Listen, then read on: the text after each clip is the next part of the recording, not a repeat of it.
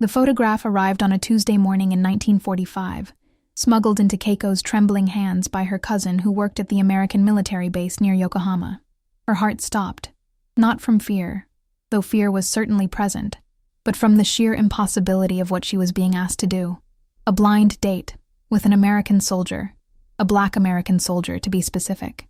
In post-war Japan, where the nation was still reeling from defeat, where American occupation forces were viewed with a mixture of suspicion and curiosity, where racial attitudes had been shaped by decades of propaganda, this wasn't just unconventional, it was dangerous. Keiko sat in the small tatami room of her family home, the photograph held between her palms like something sacred and profane simultaneously. The soldier's face was kind. She could see that much. His eyes held a gentleness that contrasted sharply with the uniform he wore, the uniform of the nation that had dropped atomic bombs on her country just months earlier. But it was his skin that made her pause. In Japan, there were whispers about the black soldiers among the occupation forces. Not all of them kind whispers. Her mother had warned her, "People will talk. They will judge you." Her father had been more direct. "It is not appropriate." But her cousin Yuki had leaned close and whispered something that changed everything. "He risked everything to be here, just like you risked everything to survive." The war had ended barely 4 months ago.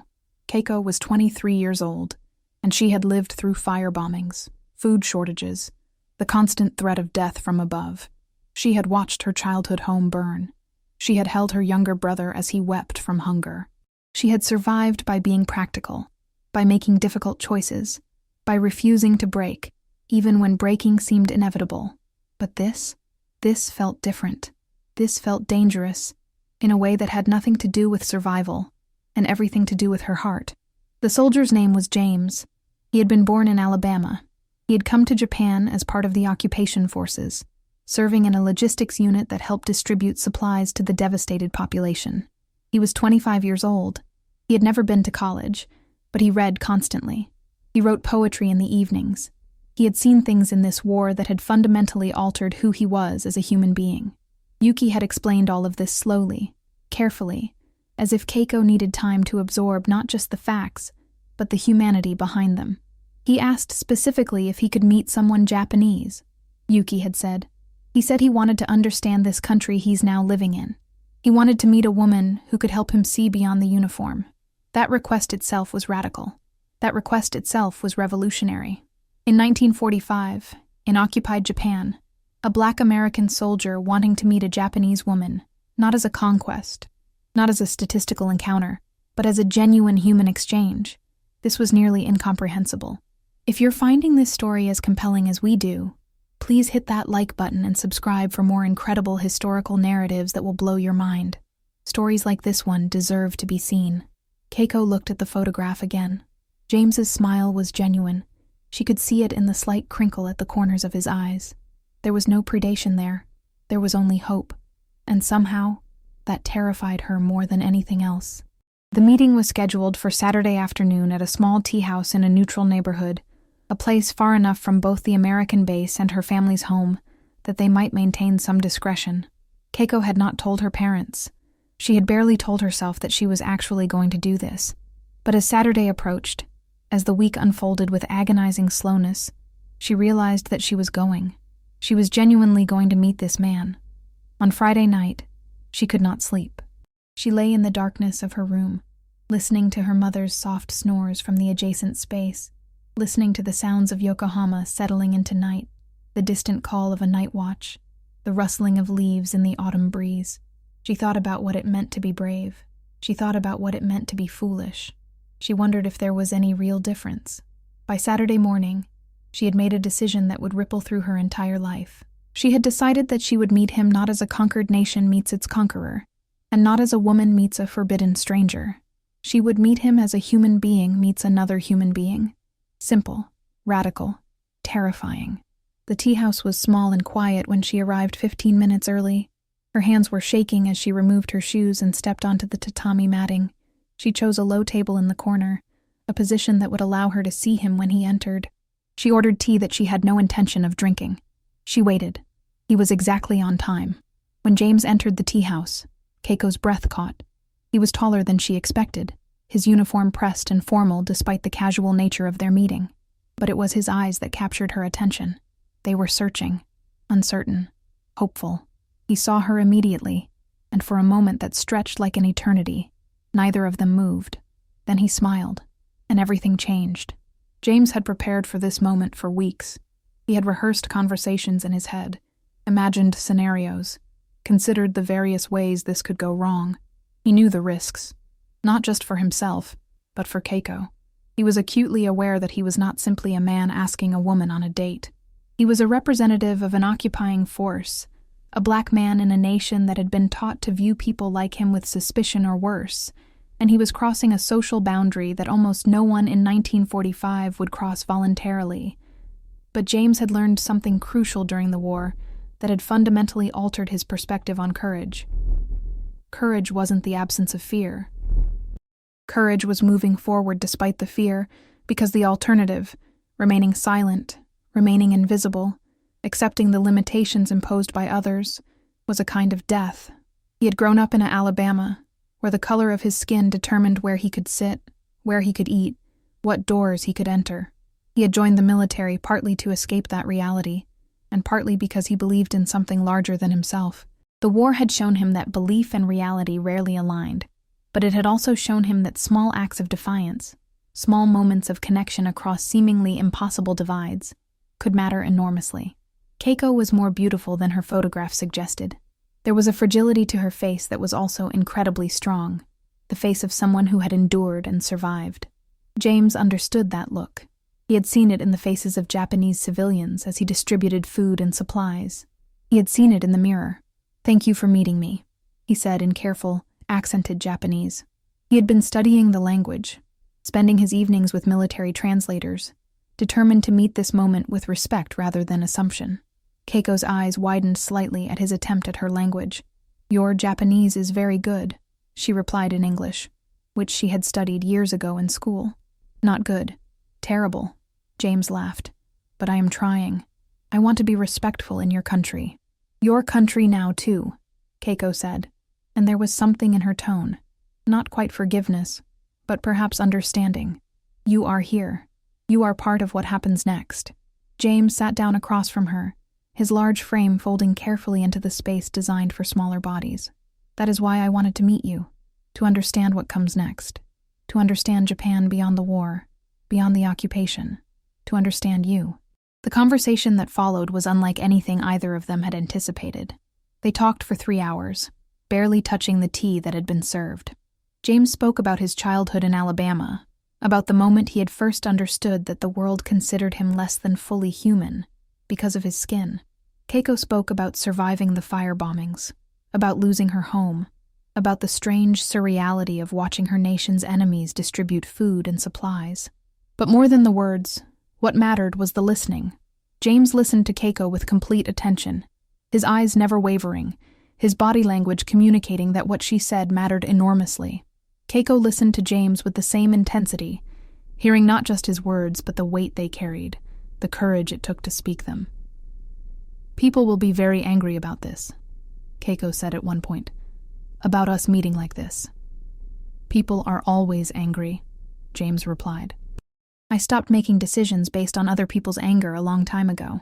I started asking myself instead, is this person worth it? Is this moment worth it? And yes, both are true." Keiko felt something shift inside her. Not a romantic shift, though that was beginning to stir as well. It was a fundamental shift in how she understood the world. She had believed that the war had destroyed the possibility of connection between Japan and America. She had believed that the occupation meant the end of her nation's autonomy, perhaps the end of everything she knew. But sitting across from James, she began to understand that individual human beings could be points of light in the darkness. That connection could be an act of rebellion. When they left the tea house, the sun was setting over Yokohama, painting the sky in shades of orange and purple. The city around them was rebuilding, temporary structures replacing destroyed buildings, survivors adapting to the new reality of occupation. James walked Keiko to a point near her neighborhood, careful to maintain appropriate distance in public, aware of the eyes that might be watching. "Can we meet again?" he asked. "Same place, same time, next Saturday?" Keiko nodded, her heart racing. Yes, but we must be careful. People will talk. Let them talk, James said. I am tired of silence.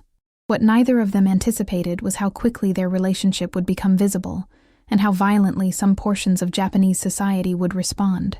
By the following Wednesday, rumors were already circulating. Keiko had been seen with an American soldier. Not just any American soldier, but a black American soldier. The implications were being discussed in hushed tones in neighborhoods across Yokohama. The first actual confrontation came on a Tuesday morning when Keiko was walking to the market. 3 Japanese men, ex-soldiers by their bearing, stepped in front of her. The leader was thin, angry, his eyes burning with the residual rage of defeat. You are a traitor, he spat, fraternizing with the enemy. Worse, with one of them. Keiko's heart pounded, but she forced herself to stand straight. I am meeting with a person, not the occupation, not the war, a person. There is no difference, the man snarled. You betray all of Japan. But before the situation could escalate, a middle-aged woman from the neighborhood, Mrs. Tanaka, who had always been kind to Keiko, stepped forward. Leave her alone. Her father died defending this nation. Her brother is still recovering from his wounds. She is not a traitor. She is a person trying to live. The men retreated, but not before the threat had been clearly registered. Keiko understood in that moment that her relationship with James had just become far more complicated. It was no longer just a personal choice. It was a statement. It was a challenge to the existing order. It was dangerous. When she told James what had happened at their next meeting, he grew very quiet. I can stop coming, he said finally. I can end this before it becomes worse. No, Keiko said immediately. I did not survive the bombing of my home, the occupation of my country, only to let fear dictate my choices now. Not again. Never again. James reached across the table and took her hand. Then we continue. Together. What happened after that initial decision would echo through both their lives and through history itself. In the following weeks and months, their relationship would become known throughout Yokohama. Some would celebrate it as a symbol of reconciliation. Others would view it as the ultimate betrayal. Military officials would take notice. Japanese authorities would become involved. The simple act of 2 people meeting for tea would become a flashpoint for larger conversations about identity, nation, and what it meant to be human in a world still learning how to rebuild itself after catastrophic war. But in that moment, in that small tea house, with Keiko's hand in his, James understood something essential. The most radical act in a time of war and occupation wasn't violence or resistance in the traditional sense. It was this: connection, vulnerability, the choice to see another person fully despite every force in the world telling you not to. Within 3 weeks, their meetings had become an open secret throughout Yokohama. What had started as a clandestine encounter at a secluded tea house had evolved into something far more visible and consequently far more volatile. Keiko and James had become careless, or perhaps more accurately, they had become brave. They had stopped hiding. They walked together through neighborhoods. They sat together at market stalls. They were seen as what they were: 2 people in the early stages of love, navigating a world that seemed intent on tearing them apart. The photographs started appearing in late October. Someone had captured them walking together near the harbor. James in his uniform, Keiko in a modest dress, their shoulders nearly touching. The photographs were crude, printed on low-quality paper, circulated through networks of ex-soldiers and nationalist organizations. The captions were brutal. Race traitor. Occupation collaborator. She has forgotten her nation. Keiko's family situation deteriorated rapidly. Her mother had discovered the truth not through conversation but through neighborhood gossip, and the resulting argument had been the most painful exchange Keiko had ever experienced with her. Her father, who had suffered serious wounds during the war and spent much of his time in quiet reflection, said nothing at first, but his silence was perhaps more devastating than any words could have been. To her father, who had sacrificed everything for Japan, her relationship with an American soldier, even a kind one, even one who respected her deeply, felt like a fundamental betrayal of everything he had endured. You are throwing away your reputation, her mother had said, her voice trembling with a combination of fear and fury. No respectable man will want to marry you now. You will be marked. We will all be marked. Then we will all be marked together, Keiko had replied. But even as she said it, she could feel the weight of her family's suffering. They had lost so much already. Now she was adding to that burden. James was facing his own complications. His commanding officer had become aware of their relationship and had expressed serious concerns.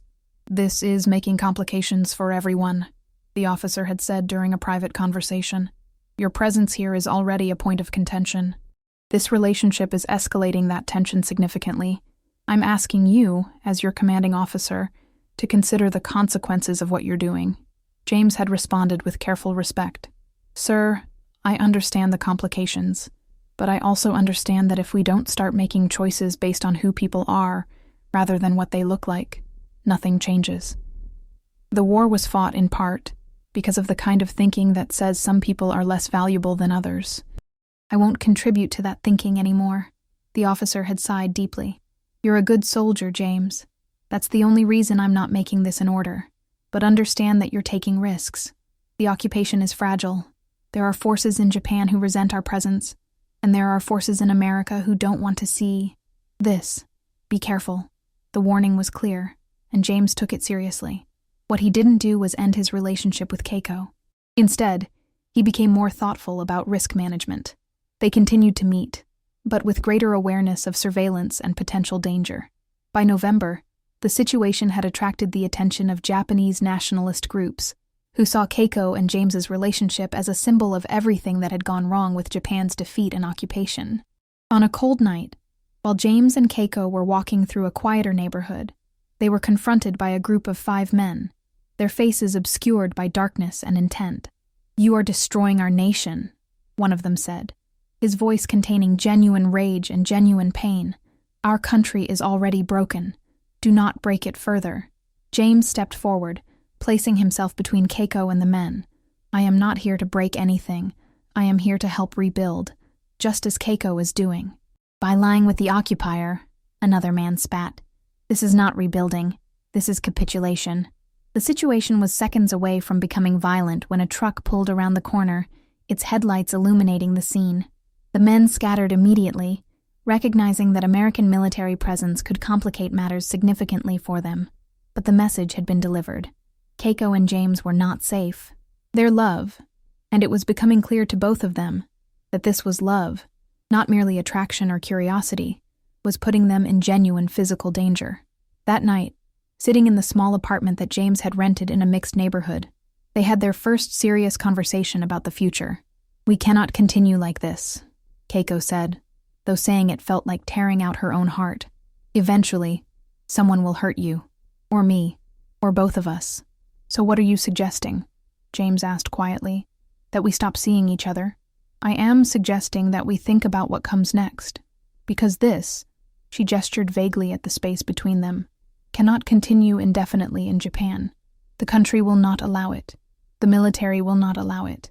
Even if we wish to stay hidden, we cannot remain hidden forever." James sat in silence for a long moment. He had not allowed himself to think beyond the immediate present, beyond each meeting, each conversation, each moment of connection. But Keiko was right. Their relationship existed in a liminal space between the old world and the new world, and that liminal space was shrinking. "Come with me," he said finally, "to America." Keiko's breath caught. "James, that is not possible. I cannot leave my family. I cannot leave Japan. This is my home." "I know," he said. "But what if I made it possible? What if there was a way?" "There is no way. I am Japanese. You are American. The laws do not permit such things. And even if they did, I cannot abandon my family. They have already lost so much." But even as Keiko said these words, part of her was considering the impossible. Part of her was imagining a life where she and James could exist without threat, without judgment, without the constant weight of other people's anger. It was a seductive vision, and it was profoundly terrifying. By late November, the situation had attracted the attention of the American military police. They had received reports of escalating tensions, of nationalist threats against American soldiers fraternizing with Japanese women, of the possibility of organized violence. A decision was made at the highest levels of the occupation command. James would be reassigned. He would be transferred to another base, far from Yokohama, effective immediately. When James received the orders, he understood immediately what had happened. This was not a random reassignment. This was a response to his relationship with Keiko. Someone, somewhere in the military hierarchy, had decided that the most efficient solution to the complications he and Keiko had created was simply to separate them. He had 3 days before the transfer took effect. 3 days to figure out how to say goodbye to someone who had fundamentally changed how he understood love, connection, and the possibility of bridging impossible divides.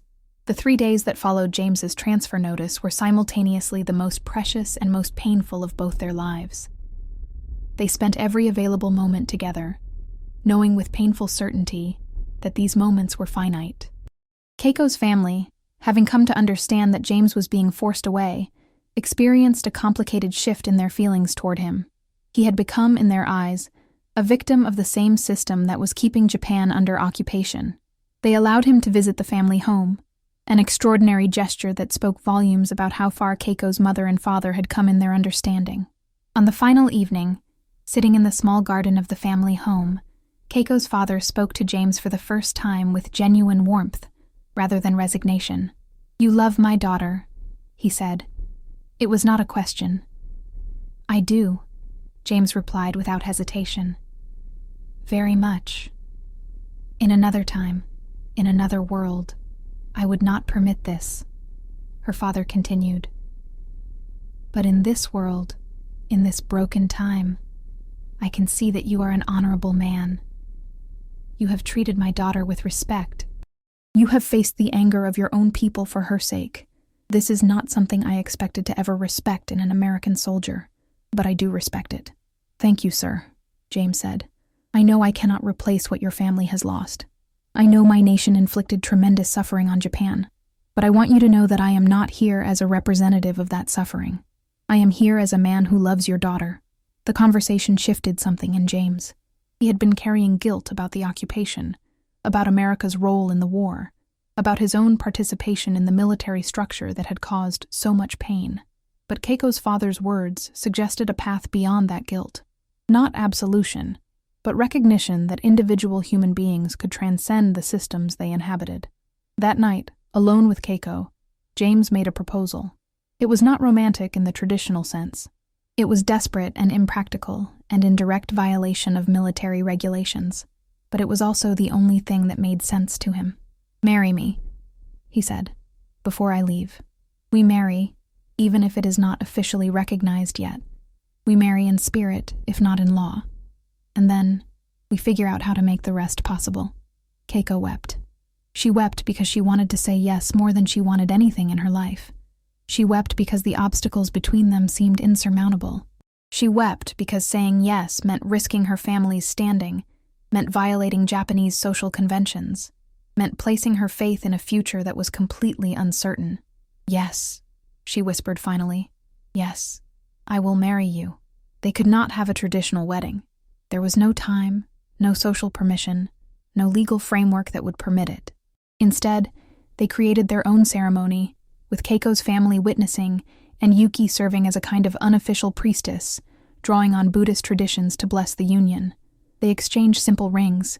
James had purchased them from a black market jeweler, understanding the difficulty of obtaining such items in post-war Japan. They made promises to each other in the presence of Keiko's family, promises that had no legal standing, but carried the full weight of their personal commitment. When it was over, when they stood as husband and wife in a ceremony that no government would recognize and few people would accept, Keiko felt something profound shift within her.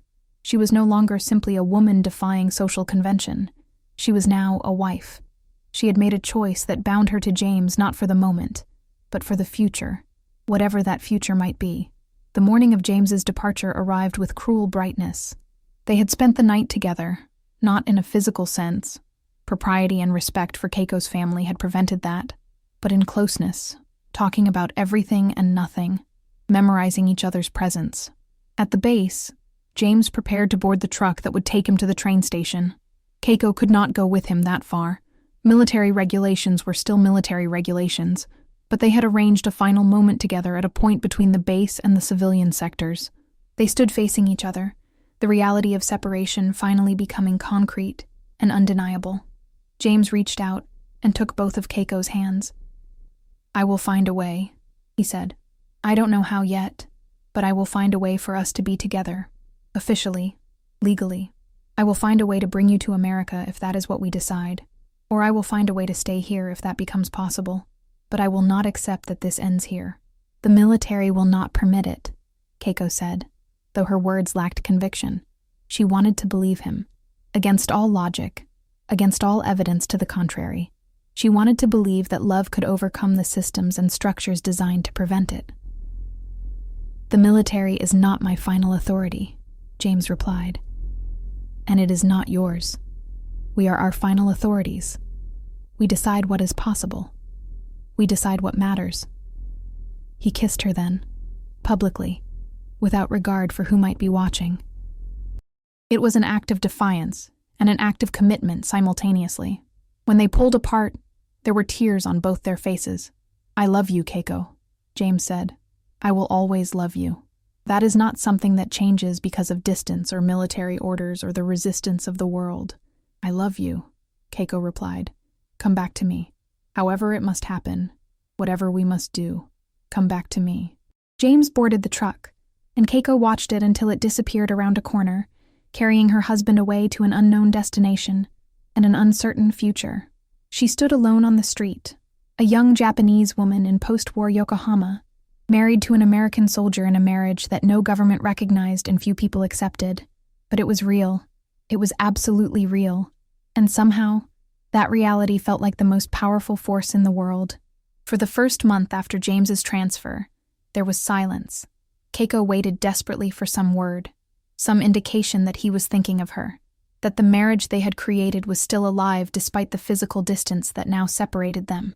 She checked with Yuki repeatedly, hoping that word might have come through the networks that still connected the various American bases scattered throughout the occupation zones.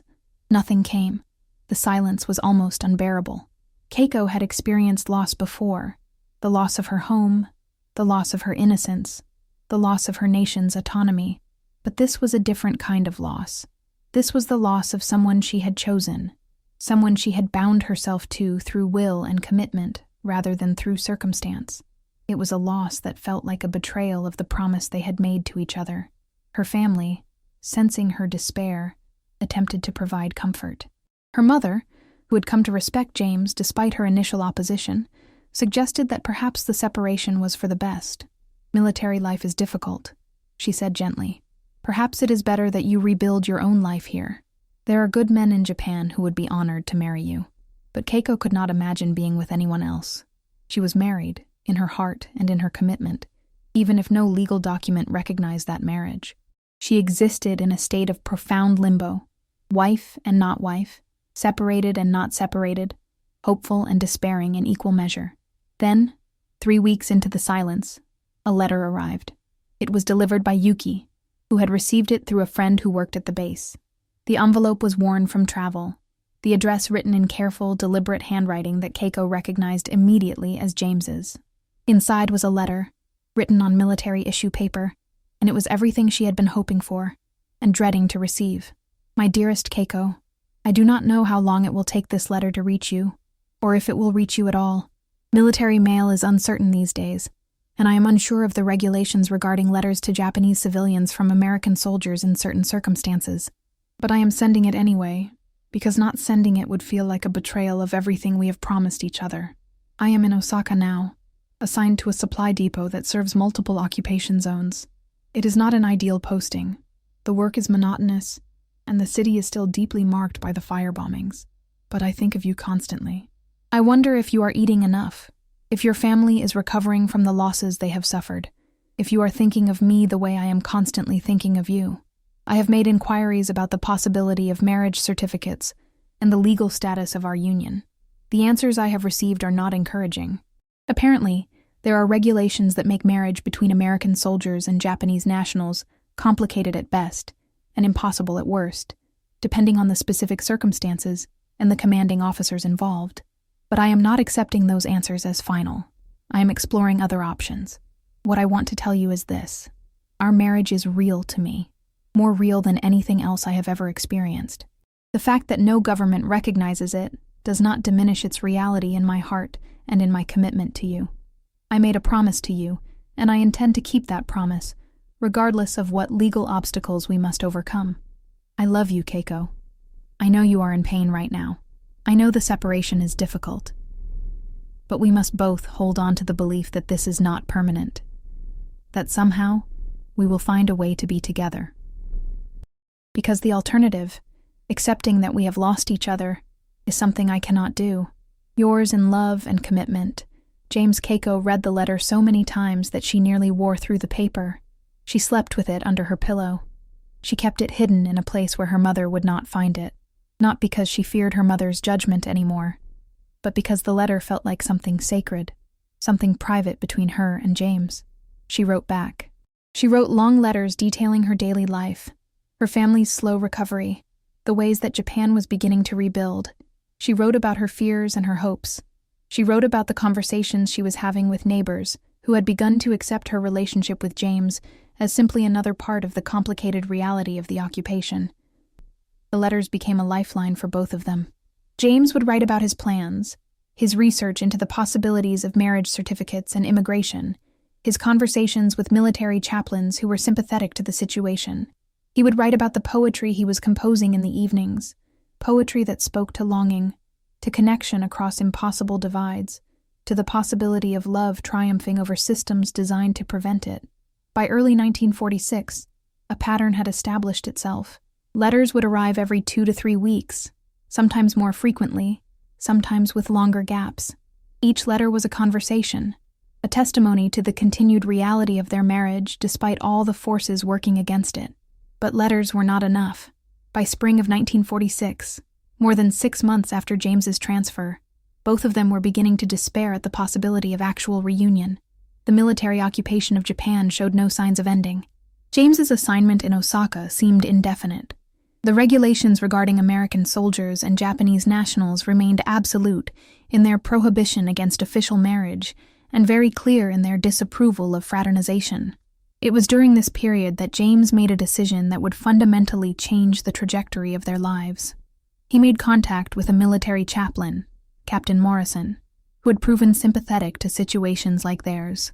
The chaplain had access to information about military policies, about the gradual shifts occurring in how the occupation authorities viewed relationships between American soldiers and Japanese civilians, and about the possible loopholes or exceptions that might exist within the rigid structure of military regulation. In one of his letters, James wrote about this crucial conversation. Keiko, I have been exploring every possible path. Captain Morrison has told me something that gives me hope. There are procedures, complicated and uncertain, but procedures nonetheless. If a soldier formally requests permission to marry a Japanese national and can demonstrate that the relationship meets certain criteria, mutual commitment, respect from both families, stability, there may be ways to make it official. It would not be easy. It would require patience and proper documentation and overcoming significant resistance. But it may be possible. I am going to request the process to begin. I am going to formally declare my intention to marry you. I do not know how long it will take. I do not know if it will succeed, but I will not spend the rest of my life separated from you by regulations and bureaucracy. We have already given enough to circumstance and force. We are taking back control of our own fate.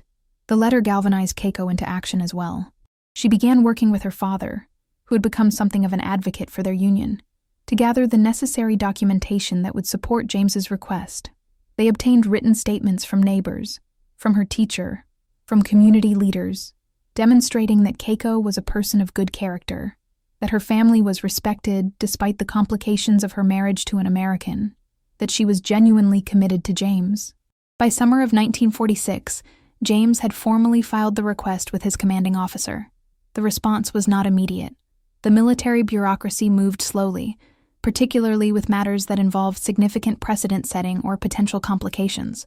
But the request had been filed. It was now in the system. It was now something real and official, not just something existing in the private communications between two people trying to build a life together despite impossible odds. For months, nothing happened. The request seemed to have disappeared into the vast machinery of military bureaucracy. James's letters became increasingly frustrated, then increasingly philosophical. He wrote about learning to live with uncertainty, about understanding that some things could not be rushed or forced into faster resolution, no matter how desperately one wished them to move. It was wisdom hard-won through suffering, and Keiko recognized in it the same kind of mature understanding that she had developed through her own experiences of loss and displacement. But in late October 1946, a letter arrived that nearly destroyed them both. This one bore the official seal of James's commanding officer, and James's handwriting on the envelope shook with what Keiko could immediately recognize as distress. "Keiko, I do not know how to write this. I do not know how to tell you what I must tell you. But silence at this moment would be a greater betrayal than any words could be. My request to marry you has been denied. Not simply denied, but denied with a notation that explicitly prohibits any further requests on the same matter. The official reason is that fraternization between American soldiers and Japanese nationals is viewed as damaging to the occupation efforts and to the relationships between the American military and the Japanese government. There is apparently significant concern that allowing interracial marriages would create complications and set precedents that could undermine military discipline. The chaplain has explained to me that there are officers in the military hierarchy who view relationships like ours as threatening to the existing order. These officers are powerful, and they are determined to enforce the regulations that keep us apart. I am devastated. I feel as though I have failed you. I promised you that I would find a way, and I have been unable to do so. The system has proven more rigid and more resistant than even my worst projections. But I want you to know this. My commitment to you is not diminished by this denial. The fact that the military will not recognize our marriage does not change the reality that we are married in every way that matters. What we must now decide is what we are willing to do in the face of this refusal. There are options, though all of them are difficult, and all of them carry risk. We could continue as we are, married in spirit, but not officially, separated by distance and regulation, but bound to each other through commitment. That would be painful, but stable, at least in a way. Or, I could violate my military service. I could formally leave the military, refuse to re-enlist when my current commitment ends. That would free me from military regulation, though it would also likely result in a discharge that might mark me for the rest of my life, and it would complicate my ability to provide for us financially. But it would remove the military's ability to keep us apart through regulation. There are other options as well, though all of them involve risk and difficulty. I lay these out for you not to burden you with choices, but because this decision is not mine alone to make. We are married, Keiko, which means that we must face this together, as equals, as partners, as husband and wife. I await your response to these possibilities. Whatever you decide, I will support. But please know that I will not accept permanent separation. I cannot. Some things matter more than military service. Some things matter more than bureaucratic order. You matter more. Yours always. James. Keiko read the letter and felt something break inside her. She had prepared herself for many difficulties, but she had not prepared herself for this. The realization that she was asking James to sacrifice his entire military career for their love, and that James was willing to do so. She walked through Yokohama that night in a state of numb shock. The city had changed dramatically since the end of the war. Temporary structures had given way to more permanent rebuilding. American influence was visible everywhere. There was a strange new normal settling over Japan, a hybrid culture emerging from the collision of Japanese tradition and American occupation. But none of this seemed real to Keiko. Nothing seemed real except the devastating choice she was facing. By the time she returned home, she had reached a decision. It was a decision that would require her to be equally brave as James had been. It was a decision that would require her to risk everything she had. She wrote back to James with careful deliberation, and her letter was brief but absolute.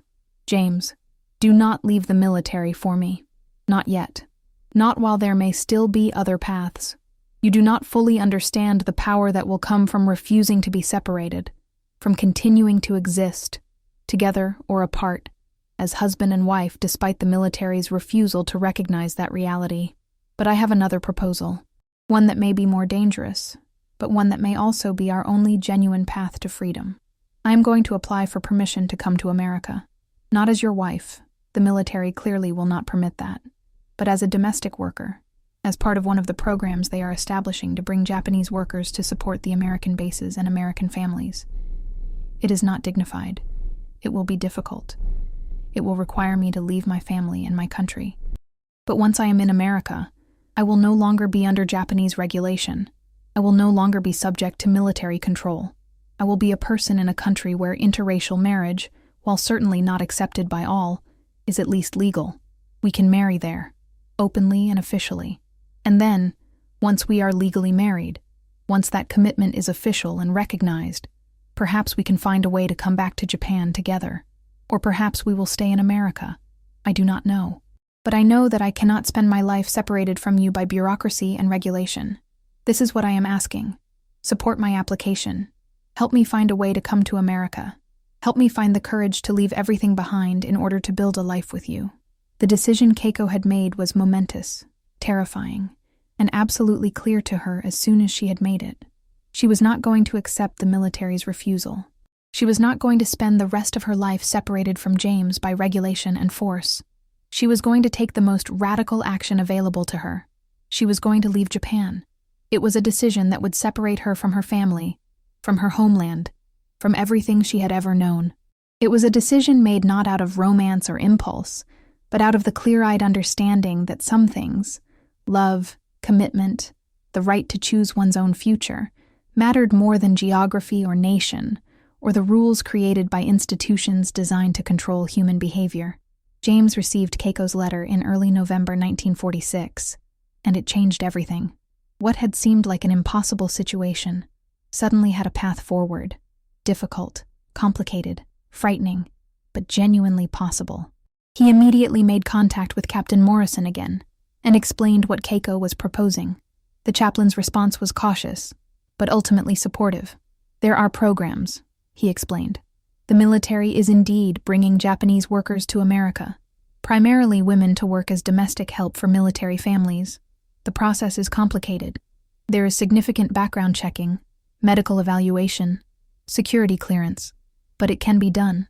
And once she is in America, she is no longer under military jurisdiction in the way she would be if she remained in Japan. So it could actually work? James asked, barely allowing himself to believe it. It could, Morrison said carefully, but understand that she would be making an enormous sacrifice. She would be leaving her entire life behind. She would be arriving in America as a worker, not as a respected person. She would face significant discrimination, particularly given that she is Japanese and the war has only just ended. She would face additional discrimination for being with you, for being married to a black man. America is not as rigid as the military's regulations, but it is not exactly welcoming to people like us either. She understands all of that, James said, and she is willing to do it anyway. Then we start the process, Morrison said. The process, once begun, moved with surprising speed, though surprising was perhaps only relative when compared to military bureaucracy. Morrison used his connections to identify which programs were actively recruiting Japanese workers and which American bases had the most open-minded commanders.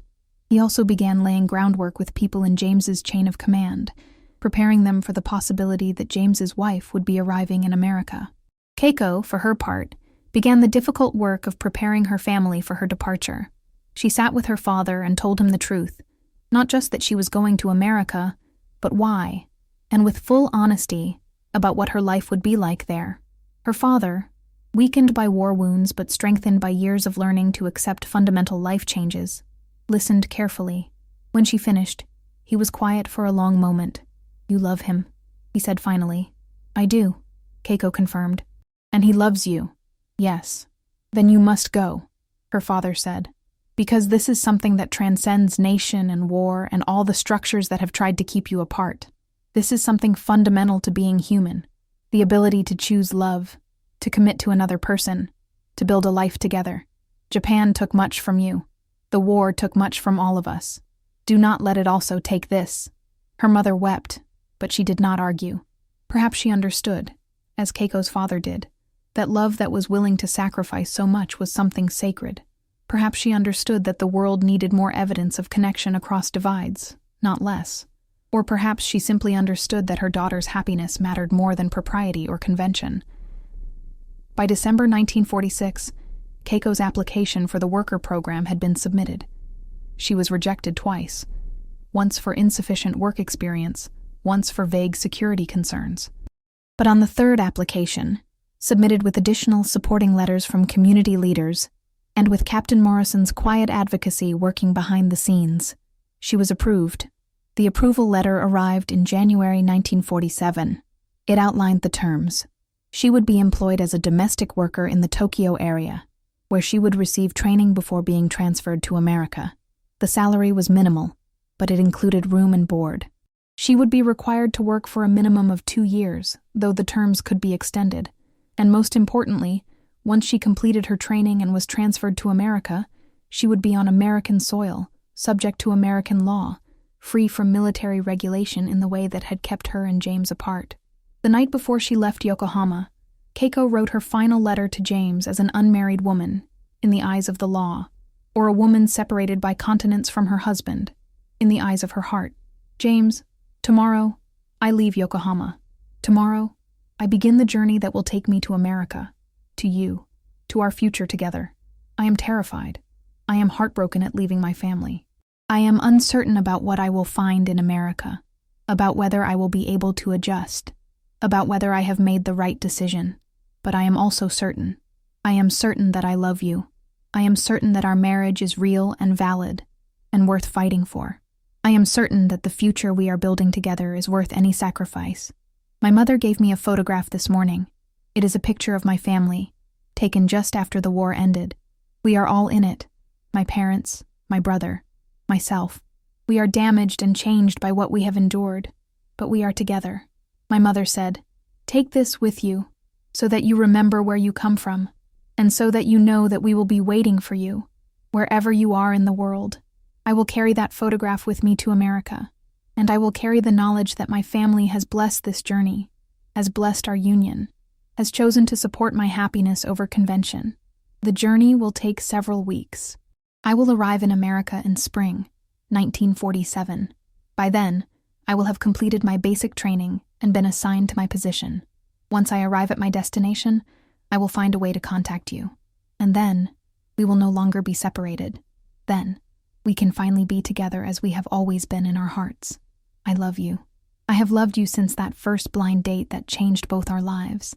I will love you for the rest of my life. Your wife, Keiko." The ship that carried Keiko across the Pacific in the spring of 1947 was crowded with Japanese workers.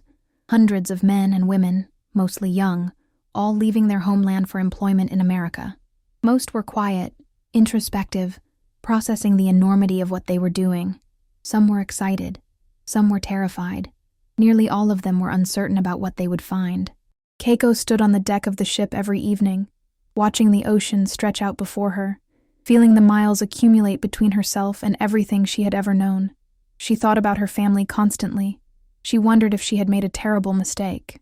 But she also thought about James, about the life they would build together, about the possibility of finally being free to love openly and without the constant threat of military prohibition.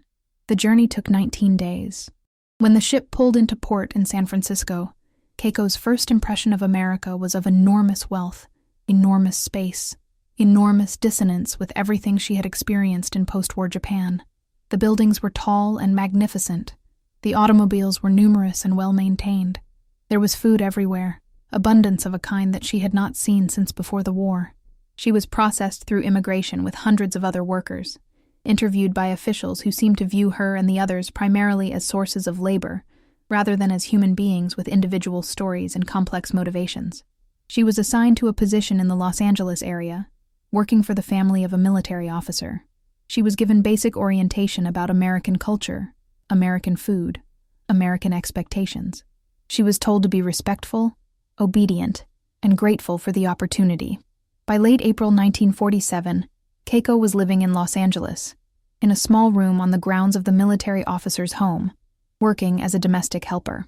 The family she worked for, the Hendersons, were kind enough, though distantly polite in the way that American employers could be with workers. She cleaned, she cooked, she did laundry. She spoke very little English still, though she was studying constantly, listening to the family speak, learning new words every day. The day she managed to make contact with James was the brightest day she had experienced since arriving in America. She had been in the city for 3 weeks, and the combination of homesickness, disorientation, and longing had been almost unbearable. She had managed to convince Mrs. Henderson to let her spend an afternoon at a nearby church, ostensibly to attend a service but actually to find a way to contact James. At the church, with the help of a sympathetic priest, she was able to place a phone call to the military base where James was stationed.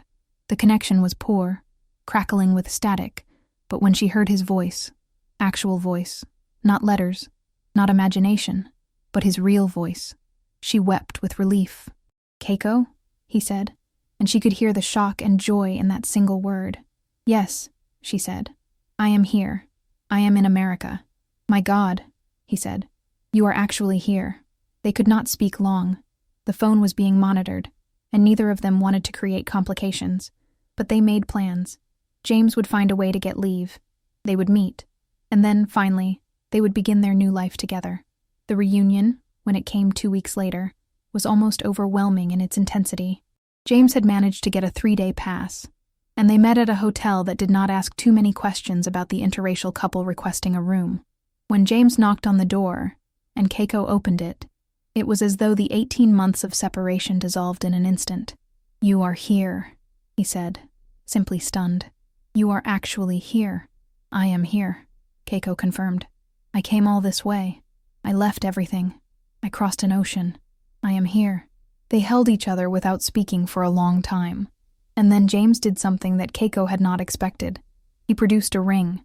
Not an elaborate ring. James did not have much money, but a simple gold band with a small diamond. "I want to marry you again," he said. "Legally, officially, openly. I want to do it here, in America, where no one can tell us we cannot. I want to do it as soon as possible." By June 1947, just 8 weeks after Keiko had arrived in America, she and James were married in a small ceremony at a courthouse in Los Angeles. It was not the elaborate wedding she might have imagined, but it was real and official. A marriage certificate was signed, notarized, filed with American authorities. No one could question its validity now. They were husband and wife, legally and officially, in a country that had not approved their marriage, but could not prevent it. The photograph from that courthouse wedding showed Keiko in a simple white dress that Mrs. Henderson had helped her find, and James in his military uniform, both of them smiling with a joy that was almost transcendent. It was the smile of two people who had overcome impossible obstacles, who had refused to accept the limitations imposed by institutions and prejudice, who had chosen love and commitment despite every force in the world telling them that such a choice was impossible. But the challenges were far from over. Being legally married in America did not mean that they were accepted or welcome. James still faced restrictions on where he could go, what housing he could access, who he could be seen with in public. Keiko faced discrimination because she was Japanese. The war had ended only 2 years earlier, and anti-Japanese sentiment was still strong in America. Together, they faced the additional complexity of being an interracial couple in a country that was only beginning to reckon with its own racism and prejudice. But they had something that was more important than acceptance. They had each other, officially and legally. They had the right to be together. They had a future that they could plan, a future that was no longer subject to military regulation or international law, or the dictates of institutions designed to keep them apart. 25 years later, in 1972, James and Keiko were living in a modest home in Sacramento, California. James had left the military in 1949, shortly after Keiko had arrived in America. He had found work with a local government office, eventually becoming an administrator dealing with civil rights and integration issues, a position that suited his experience and his values. Keiko had continued working as a domestic helper for several years after their marriage, but as their financial situation improved, and as her English became fluent, she had transitioned into work as a translator and cultural liaison, helping Japanese immigrants navigate American society. They had 2 children, a daughter born in 1950 and a son born in 1952. Both had grown up in America, though Keiko ensured that they remained connected to their Japanese heritage. They spoke Japanese at home, learned about Japanese culture, understood the story of their parents' remarkable journey. On a quiet evening, sitting on the porch of their home, Keiko reflected on the path that had led her from a blind date in a Yokohama tea house in 1945 to this peaceful Sacramento home in 1972. "Do you ever regret it?" James asked. He had been reading, and the question came somewhat out of nowhere, though it was clearly something he had been thinking about. After 25 years of marriage, James still sometimes wondered if Keiko regretted the magnitude of sacrifice she had made, leaving her country, her family, her entire life for the uncertainty of building a new life with him. "No," Keiko said without hesitation. "Not for a single moment. I left Japan, but I found something more important than nation or geography. I found partnership. I found someone who loved me not despite who I was, but because of who I was. I found a future that I chose, rather than one that was chosen for me by circumstance or war or institution." "Your family?" James asked. He had been there when her father died 5 years earlier, when Keiko had made the painful journey back to Japan for the funeral. He understood the weight of separation and loss. "My family has been taken care of," Keiko said. "I have been able to send money home for decades. My mother lived to see my brother's children. She saw that I was happy. She saw that my choice, while difficult, was not a mistake. That mattered to her. That was enough." James nodded. He had come to understand, over the years, the profound complexity of what they had done. They had not simply chosen love over systems. They had challenged fundamental assumptions about race, about nation, about the right to choose one's own fate. They had done this not as activists or revolutionaries, but simply as two people who loved each other and refused to accept that that love was impossible. "The world is changing," James observed. "Interracial marriage is now legal everywhere in America. The occupation of Japan has long since ended. The things that seemed so impossible in 1945 are becoming normal." "Yes," Keiko agreed. "And I wonder sometimes if our story, our stubbornness, our refusal to accept impossibility, contributed to that change in some small way. Even if we were not famous, even if our names did not appear in history books, perhaps the act of living, of existing together, of building a life and raising children and participating in society as an interracial couple, perhaps that mattered." The children had grown into successful adults, unburdened by the prejudice their parents had faced, able to move through the world with a freedom that James and Keiko had had to fight for at every turn. The world they had helped to create, through their stubbornness and their commitment to each other, was a better world than the one they had started in. James reached over and took Keiko's hand. Even after 25 years of marriage, after decades of shared life and shared struggle, he still felt the profound gratitude of a man who had found something precious and had managed to hold on to it against all odds. "I love you," he said simply. "I love you," Keiko replied. And it was true. It had always been true, from that first blind date in 1945 to this quiet moment in 1972. Love had been what sustained them, what gave them courage, what made it possible to imagine, and then to build a future that seemed impossible. Their story had not made them famous. They had not changed the course of history in any dramatic way, but they had changed their own course. They had refused to accept the limitations imposed by war, by nation, by military regulation, by racial prejudice, and in refusing those limitations, they had built something real and lasting and beautiful. In 1945, in a small tea house in post-war Yokohama, when James had looked at Keiko and smiled, and when Keiko had seen in that smile the possibility of something beyond the devastation and despair that surrounded them, neither of them could have predicted where that moment would lead. Neither of them could have imagined the ocean they would cross, the obstacles they would overcome, the life they would build together. But they had chosen, in that moment and in every moment that followed, to believe in the possibility of connection across impossible divides. And that choice, more than any military order or regulation or social convention, had determined the trajectory of their lives. What happened after that first blind date left her speechless was not a single moment or a single event. It was a lifetime of moments, difficult moments, beautiful moments, moments of profound uncertainty, and moments of perfect clarity. It was the accumulation of choices to love, to commit, to persist, to build, and that, ultimately, was the most remarkable story of all. Thanks so much for watching. If you enjoyed this incredible story of love transcending war and prejudice, please hit that like button and subscribe to our channel for more inspiring historical narratives. These stories deserve to be heard and shared. What did you think about James and Keiko's remarkable journey? Drop your thoughts in the comments below. We'd absolutely love to read what you think.